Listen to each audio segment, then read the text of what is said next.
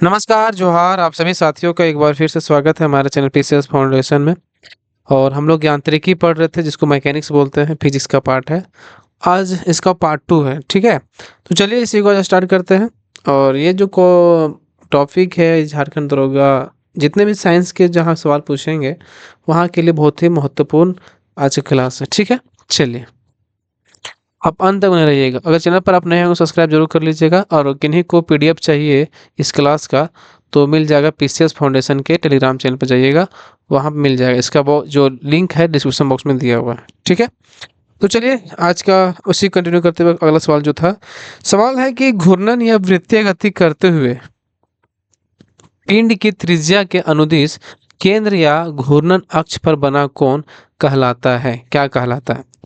घूर्णन या वृत्तीय गति करते हुए पिंड की त्रिज्या के अनुदिश केंद्र या घूर्णन अक्ष पर बना कोण कहलाता है? क्या कहलाता है? तो उसको बोलते हैं हम लोग कोणीय विस्थापन। क्या बोलते हैं?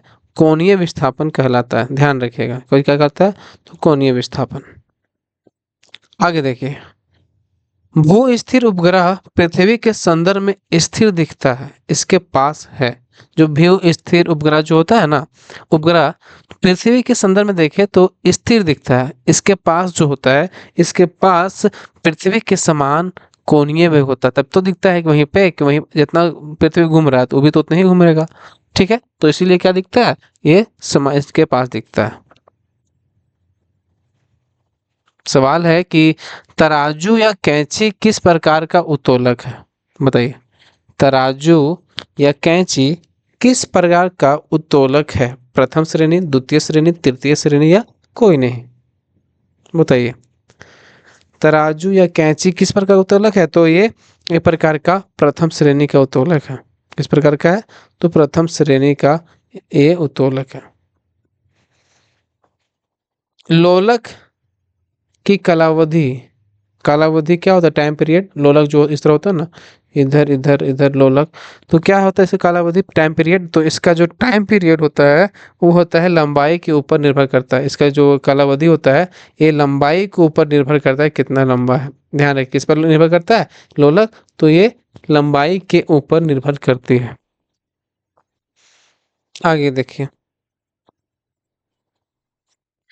निम्नलिखित में से किसके तुल्य गति से गतिमान कणों पर न्यूटन का गति का नियम लागू नहीं होता है? निम्नलिखित जो है, चार ऑप्शन दिया हुआ है। पूछा है कि किसके तुल्य गति से गतिमान कणों पर न्यूटन का गति नियम लागू नहीं होता है? किस पर लागू नहीं होता है ये? प्रकाश, ध्वनि, रॉकेट या बुलेट ट्रेन?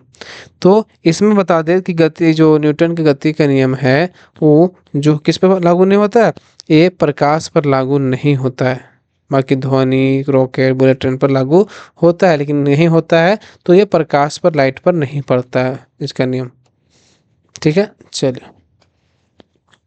श्यानता, श्यानता इकाई है, किसका इकाई है? पॉइज का, पॉइजुली का, पास्कल का, या कोई नहीं का? बताइए। श्यानता, तो श्यानता इकाई है आपका पॉइज का। किसका इकाई है? तो श्यानता जो है वो पॉइज का इकाई है।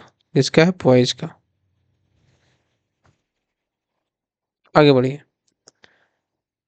कार्य के अधिकतम मान के लिए कौन का मान होना चाहिए?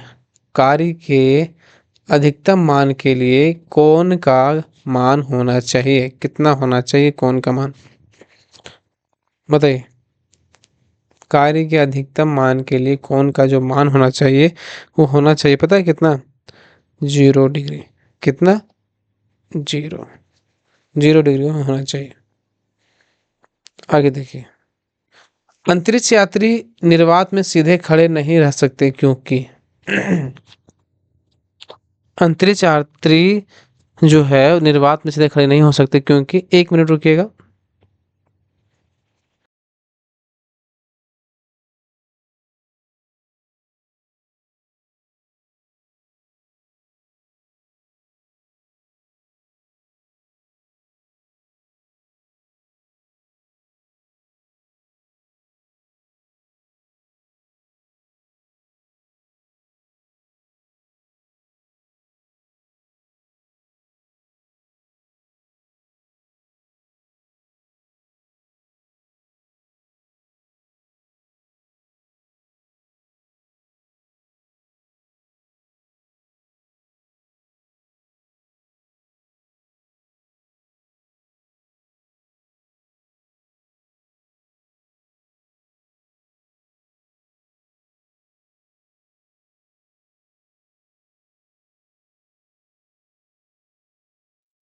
चलिए, चलिए बताइए, अंतरिक्ष यात्री जो निर्वात में सीधे खड़े नहीं हो सकते, वो क्या होता है?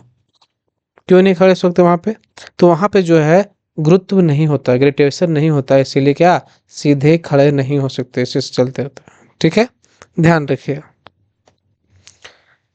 पत्थर को ठोकर मारने से व्यक्ति को चोट लगने का कारण है क्या है? हम्म हम्म हम्म बताइए। न्यूटन का थर्ड लॉ क्या था कि जितना उधर से फोर्स मारिएगा उधर से उतना फोर्स लगेगा ना, तो क्रिया के बदले प्रतिक्रिया आने की फर्स्ट ऑप्शन जो है ये सही है। मारी जाएगा ठोकर तो किसको लगेगा? हमें को लगेगा ना। चलिए, किसी वस्तु द्वारा किया गया कार्य हो सकता है, किसी वस्तु द्वारा किया गया कार्य हो सकता है, क्या हो सकता है? बताइए। किसी वस्तु द्वारा किया गया कार्य हो सकता है, क्या हो सकता है? तो ये हो सकता है धनात्मक भी हो सकता है, ऋणात्मक भी हो सकता है और शून्य भी हो सकता है, यानी कि तीनों चीज हो सकता है, यानी उपयुक्त सभी हो सकता है। किसी वस्तु द्वारा जो किया कार्य किया जाता है वो ऋणात्मक, धनात्मक और शून्य दो तीनों चीज हो सकता है। ठीक है, चलिए। अब पूछा है कि लोटनिक, स्थैतिक तथा सर्पी घर्षण के कारण बलों को घटते क्रम में व्यवस्थित कीजिए। लोटनिक, स्थैतिक तथा सर्पी घर्षण के कारण बलों को घटते क्रम में व्यवस्थित कीजिए। मतलब व्यवस्थित करना है, ठीक है। तो सबसे पहले व्यवस्थित करना है किस क्रम में? तो घर्षण बल के कारण घटते क्रम में। तो घटते क्रम में करना है तो सबसे ज्यादा किसमें होता है? बताइए। सबसे ज्यादा स्थैतिक में होता है, फिर सर्पी में, फिर लोटनिक में। ये जो होता है ये क्या होता है? ये इसका घटते क्रम है सब। ठीक है, ध्यान रखिएगा। पहले कौन? स्थैतिक, उसके बाद सर्पी, उसके बाद लोटनिक। किसी गतिशील पिंड का वेग दो गुना कर दिया जाए तब गतिज ऊर्जा में परिवर्तन कितना होगा? किसी गतिशील पिंड का वेग दो गुना कर दिया जाए तब गतिज ऊर्जा में परिवर्तन कितना होगा? बताइए। बताइए। तो गतिज ऊर्जा में जो होगा कितना होगा? ये हो जाएगा, पता है कितना? तो 4 गुना हो जाएगा। कितना गुना हो जाएगा? तो 4 गुना हो जाएगा, ध्यान रखिएगा। पनडुब्बियां जिसको सबमरीन बोलते हैं पानी में चलती है, उनकी इंजनों में निम्नलिखित में से किस ईंधन का प्रयोग किया जाता है? पनडुब्बियां जो पानी में चलती है उनकी इंजनों में निम्नलिखित में से किस ईंधन का प्रयोग किया जाता है? तो उसमें जो है किस ईंधन का प्रयोग किया जाता है?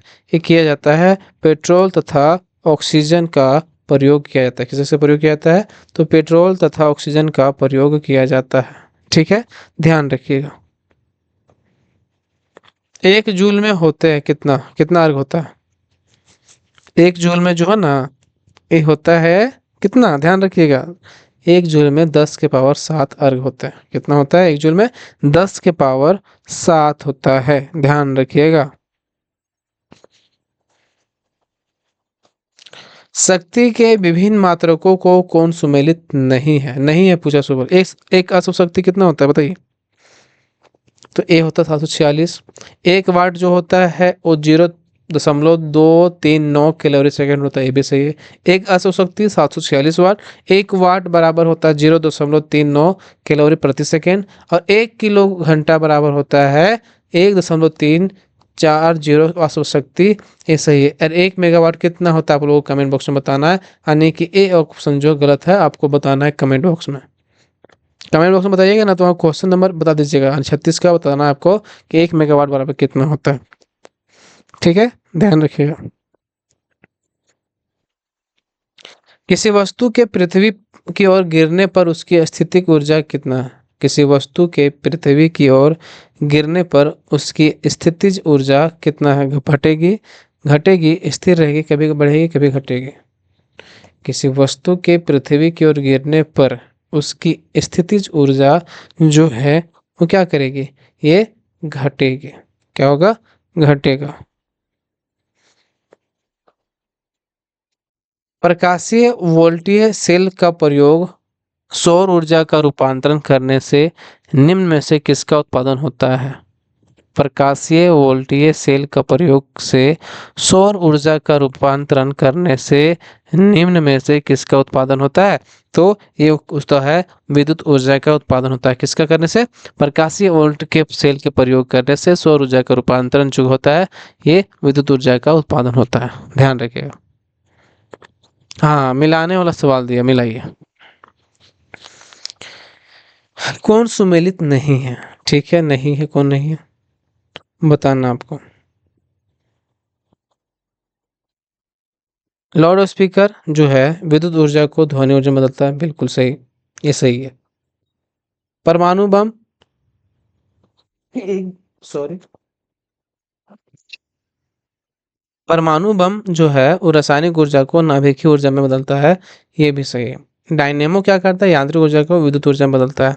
इसी प्रकार विद्युत सेल को क्या काम है? तो ये जो है ये रासायनिक ऊर्जा को विद्युत ऊर्जा में नहीं बदलता है, बल्कि आपको बताना है क्या किस मतलब विद्युत सेल, ये गलत है, ये गलत है, गलत है, गलत है।